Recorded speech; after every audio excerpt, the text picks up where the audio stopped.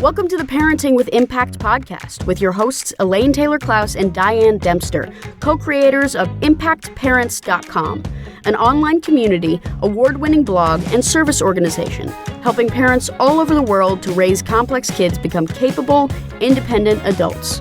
Elaine and Diane are certified coaches with personal experience raising children with challenges such as ADHD, anxiety, and more, and extensive experience in guiding parents to raise their complex kids with confidence and calm. On the podcast, Elaine and Diane interview experts, bringing you cutting-edge information about your child's challenges, teach you real-life strategies to create lasting change, and demonstrate how coaching can guide you to parent your complex kids, one conversation at a time. For the essentials of Elaine and Diane's coach approach to parenting, download a free tip sheet at impactparents.com/podcast. Hi, everybody. Welcome back to another episode of Parenting with Impact. I'm Elaine Taylor-Klaus. And I'm Diane Dempster. And we're here together today to talk to you about a fun time of year. We're recording this in the middle of back to school time 2021. And so those of you who are listening to this later remember... Remember when we thought last year was a year like no other, and now we have yet another year like no other? I feel like I'm going to jinx it if I say, anything. So what we're doing in these episodes where we're going to chat with each other is to really talk about themes that we see that emerge in our work as coaches and parent educators. And clearly back to school is a time where things come up, and this year is different from other years. So what we thought we'd do today is tell you a little bit about how we do events at Impact Parents and plan for these kinds of things, and then some of the topics that we're anticipating being hot topics this year. Where do you want to go with that, Di? Well, no, I think let's talk about back to school time, because I think that's the big thing for everybody. And I remember one of the first years, we've been doing this for 10 years. And one of the first years I wrote a blog that was called Why I Love Back to School. Right? And I remember thinking you were crazy. I know. I've always loved back to school because it was this fresh start. I got to talk to my kids and re-kick it off and figure out, okay, so in fifth grade, what's going to be different for fifth grade than fourth grade or whatever it was. It was like this sort of, okay, I love resets. My brain likes that sort of, okay, start over. And back to school time has always been for me. But I think a lot of times right now, we feel like we're kind of on this treadmill of the hamster wheel. Here we go again. And we've been going back to school every other week or every other month for the last year and a half. Well, and some of you have been back in school. Some of you have not been back in school. Some of you may still not be back in school, or you may be back out of school. I mean, it's just sort of, we've been doing this thing where everything is different and we're trying to make it consistent and helpful for our kids. Well, I just want to stick with where you were a second ago, because you were saying you love back to school season, mm-hmm. right? And I want to say very clearly, I always hated back to school season. Okay. So I want to speak to the parents who are like, oh man, we have to get back into that routine. We have to start waking up early, which I'm not an early morning person.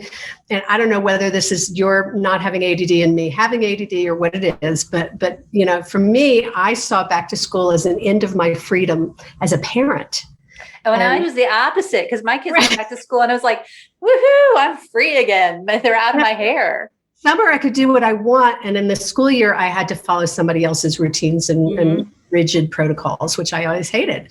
So wherever you are, and as I say, in the last year and a half, we've all been going in and out of school so much, and sometimes they're home and sometimes not, that there's a lot of confusion. And what we've seen, and we'll talk about this in a few minutes, is, we're dealing with very different issues this year in particular, because we've got a lot of kids who've had a lot of school refusal, who've gotten used to being at home and are now going to go back into a classroom. So there's a lot of different challenges this year, even from typical years. And some of you, I was going to say, some of you are your kids are really excited to go back to school because they were really struggling in online learning. And some of you had kids that completely shut down and just stopped doing online learning. And so you're excited to get them back to school, to hopefully get them in a situation where they're engaged, right? Or you're scared because they didn't do well last year. And so are they going to be a year and a half behind? And how are they going to do keeping up? And I guess I want to promise you that everybody's doing with that. But can I just speak to that for just a second? Yeah, here's the author's message.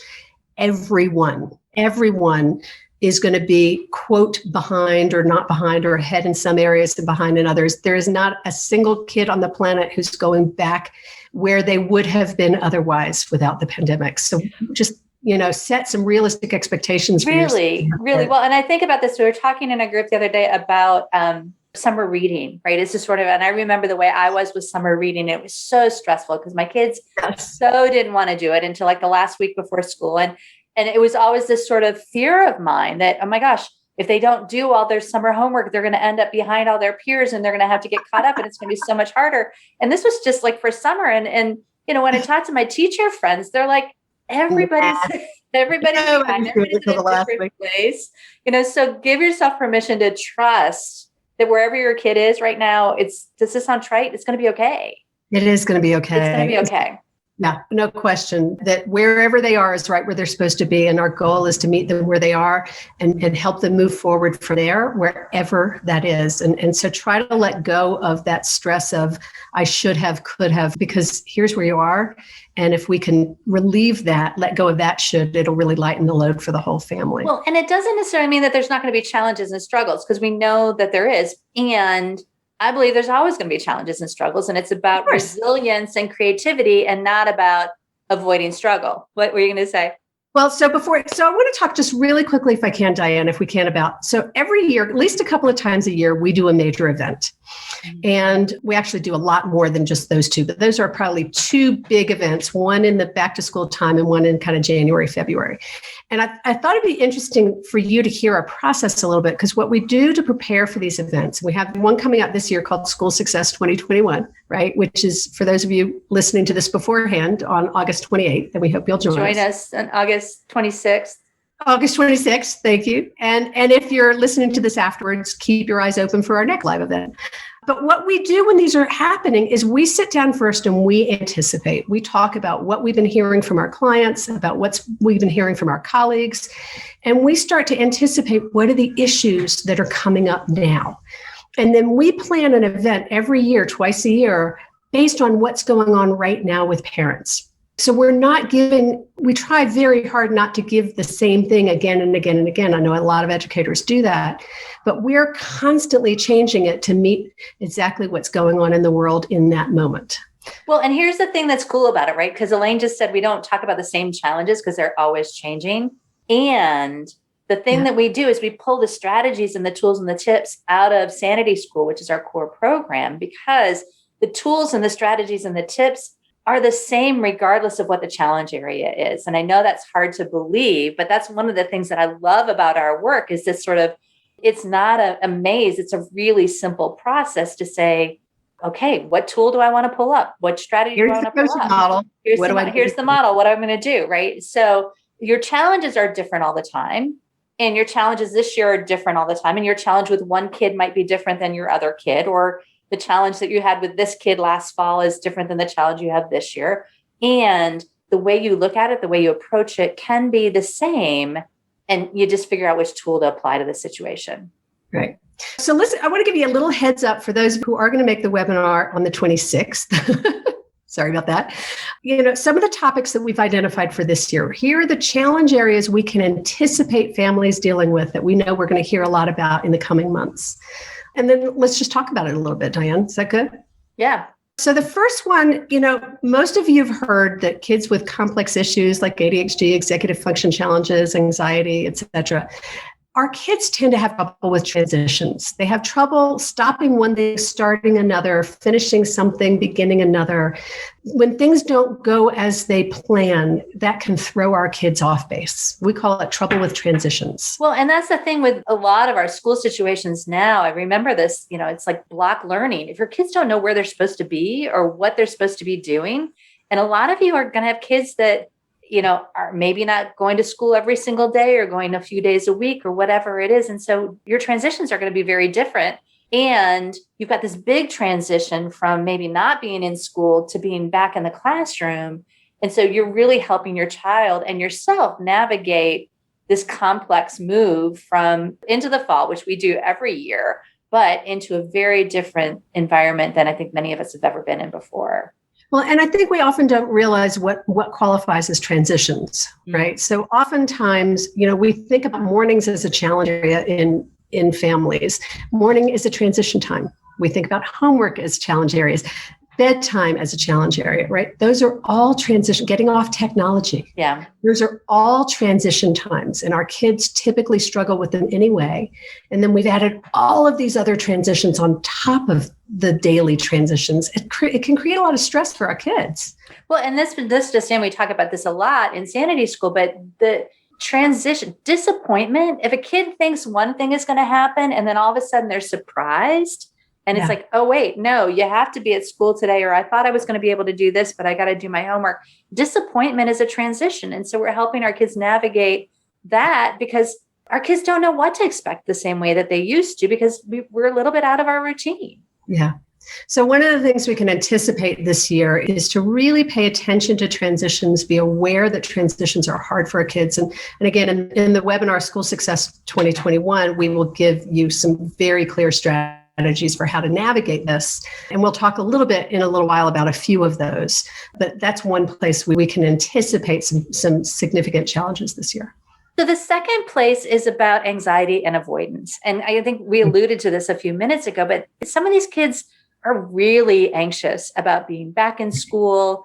A lot of you as parents are anxious about having your kids back in school. A lot of us who are educators are anxious about being in the same classroom with kids and having to navigate some potentially difficult situations. And so there's this air of kind of anxious, and maybe even when we get anxious, we avoid, or if we get anxious, maybe we get real controlly. I get controlly when I get anxious. I'm like, I got to take care of everything. I appreciate that.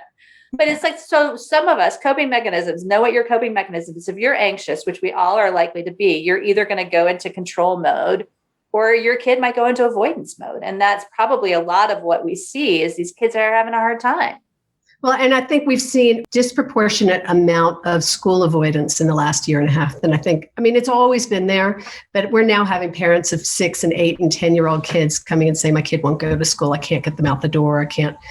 And that's hard as a parent to deal with, because like the number one directive for us as parents is send our kids to school. We know we're supposed to send our kids to school. So if they're saying no, like, well, what do we do? How do you get your kid to go to school? And or if they're struggling, it's an environment for everybody, right? Yeah. Not just them, but for you. Yeah. And there's some level of anxiety and avoidance for you too. So keep a check on that and figuring out what you're doing to keep yourself calm. I mean, that's always the job number one, is keep yourself calm so that you can then help your kids stay calm. Notice when they're upset, notice when they're avoiding, and help them re-engage, instead of what we normally do is like, we get mad at our kids and we get frustrated that they're avoiding, and then we try to make them do their work, and then they get even more frustrated and it ends up in a hot mess. Right. Just escalates all the stress. Right. So one of the things, another topic we anticipate people dealing with this fall, and sometimes it helps to just know this is coming. Right. People are good. Our kids are going to be anxious and we're going to be anxious. Our kids are therefore likely to avoid, and so might we. So let's anticipate that, know that, call it what it is. And again, we'll give you some strategies for managing it. Yeah. And then go ahead. The third one, y'all, this is the kicker, right? Is somehow we all need to figure out how to get our own work done in the midst of all of this, right? Well, and I think it's interesting because companies are now talking about, some people are going to be remote employees forever now. I mean, we've kind of gotten used to it. Other people are trying to come back. They're trying to come back part-time. And again, this is sort of navigating the change of your work situation with your life situation. You're now maybe going to have to be doing with carpool and with getting to the office, and you haven't had to do that in the same way, or maybe you have, but it's, we're not just navigating back to school, but we're navigating back to a different energy and pattern of life, I guess is what I would say. And part of that is about you and how you're navigating it. Yeah, I was just thinking, I've got a really, really good friend who's the CEO of a large enough company. She's got like 3,000 employees, and having conversations with her about making the decision about when they come back and how democratic to be, and when people come back into the office and who wants to come back and who doesn't. We're going to be in transition around this for several years, is my anticipation. And so getting clear on what works for us as parents and how to make our life balance work is part of taking care of our kids. And sometimes we can't, the decisions are made for us and we have to figure out how to navigate it. But at least thinking about it and anticipating it is really key. Well, and what's coming up for me as you're saying that is advocate, that word advocating, right? It's just sort of, we as parents don't always recognize that it's our role to advocate for our kids, whether it's about their schoolwork or about their school environment in the middle of a pandemic, that role of advocating. And I think that the piece we lose track of is that we've got to be responsible for advocating for ourselves as well. I mean, I think employers want to be as accommodating as they can be. And if you don't have a concrete way of communicating to them what you really need and have those conversations, your employer's never going to know. And I think that that's the piece of it, is to take that time and to understand what is it that you need so that you can be there for your kids, or so that you can be there to support your kids. And then there's conversations that we're having with our co-parents, with our kids, with our employers that we've really never had to have before. Yeah. And it ties back into that challenge area of transitions, because it's not just transitions for them, it's transitions for us, right? So those are the three key themes we're anticipating are going to show up a lot in our community this fall. And we have some great ideas and strategies about how to address them. We're going to talk we're not going to give it all away yet, because we have to land it with each other for sure. But we're going to talk about resilience, and we're going to talk about flexible structure. And flexibility is going to become, we all hear we need structure for our kids need structure, and that's really true. And in the world of complex kids, what we've learned is that our kids need flexibility within structure. Mm-hmm. And so we're really going to explain that to you and help you understand how to create that in your family.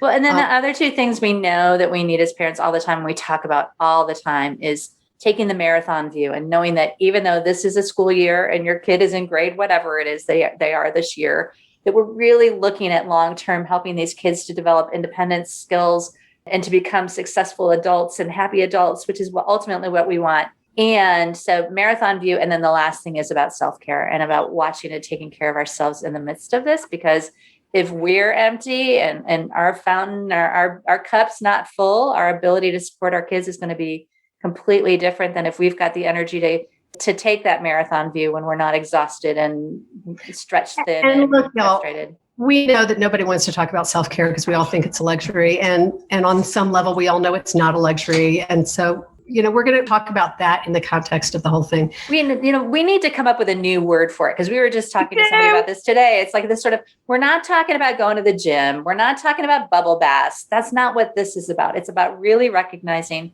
what you, your body, your brain, your mind, your heart needs to refuel so that you can parent from inspiration instead of desperation, right? So that you can stay calm and inspired and positive as a parent and set the tone for your home and model for your kids what it means to manage yourselves and to really manage the anxiety and the transitions and all of these other things that we've been talking about. Well, and the reason that's so important, that when we parent from desperation, and even if you don't think you're in a place of desperation, if you're frustrated all the time, or you're angry with your kids, or you're overwhelmed, your brain's going to just naturally go to this, oh my gosh, this is terrible. I've got to fix this. I got to fix it right now. There's this part of you that's kind of got that desperate sort of, something's wrong in the world. And if you can get to, okay, wait, I've got this, or it's okay, or it's going to be okay, or whatever kind of the mindset shift is that you need. And we're working on this a lot in this podcast and all of our programs. And that's really what we're all about, is that mindset shift. If you can get to that place where you're inspired to say, okay, wait, I can do this. We can do this. We can do hard things, whatever it is that you need to say, right? So Diane, we need to wrap this conversation, believe it or not. So here's what I hope that you glean from today. A little bit about how we work at Impact Parents, right? We look for the themes of the challenges that our families are facing, and then we go to our toolbox and we pull out the tools that we think will best suit best help parents meet the needs of the challenges they're facing. That, in a nutshell, that's what we do at Impact Parents. And so that's what we're doing once again this year with School Success 2021. We do hope you'll join us for that webinar if you're hearing this in advance. And if not, keep your eyes open for our next live event, because we do them regularly, and we're always looking at what are the themes that are happening, that are facing our families, and how can we support families in addressing them. Anything else you want to add? No, thanks for what you're doing for kids, and thanks for being here with us. What you do makes a difference, y'all. Talk to you soon. Hi, everybody. Once again, back to school in another year of we don't know what to expect, except we do, because we know our kids with complex issues are going to struggle with transitions and anxiety and avoidance, and that we're going to be dealing with life-work balance. So join us for our annual free webinar, School Success 2021, where we'll offer inspiration, positivity, and strategies specific to school this year. You can register at impactparents.com/school2021. Join us for mystery gifts, and we'll see you soon. You've been listening to the Parenting with Impact podcast with Elaine and Diane. For more information on the Impact Parents community or to join Sanity School for Parents, please visit impactparents.com. If you like what you've heard, please share this podcast with friends who need similar guidance and subscribe wherever you listen to podcasts.